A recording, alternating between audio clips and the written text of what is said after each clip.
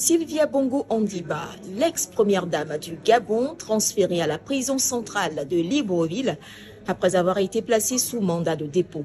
C'est au terme d'une longue confrontation qui a eu lieu de 13h à 1h du matin ce jeudi entre l'ex-première dame et Brice Laclouche Alionga, l'ancien directeur de cabinet de son mari, que l'annonce est tombée. Alors, qu'est-ce qui s'est passé exactement?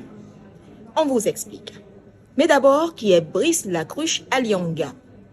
Brice Laclouche Alionga, qui est devenu chef de cabinet du président déchu Ali Bongo Ondimba à la suite de son accident vasculaire cérébral en 2018, avait été incarcéré pour corruption.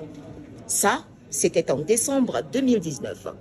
Ce dernier avait toujours clamé son innocence en précisant que c'est Sylvia Bongo, encore première dame à l'époque, qui donnait les ordres de décaissement des fonds.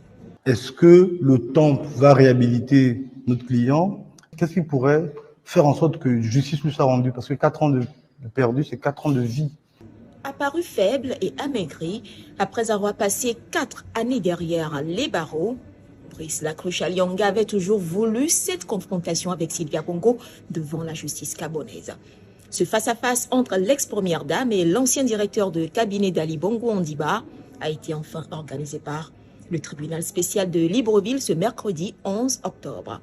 Il s'est soldé par le transfert à la prison centrale de Libreville de l'ancienne première dame. Alors qu'elle faisait l'objet d'une simple mesure de garde en résidence surveillée, Sylvia Bongo pourrait désormais faire l'objet d'une inculpation pour corruption et détournement de fonds publics si les faits qui lui sont reprochés sont avérés. Elle fait également face à d'autres chefs d'accusation.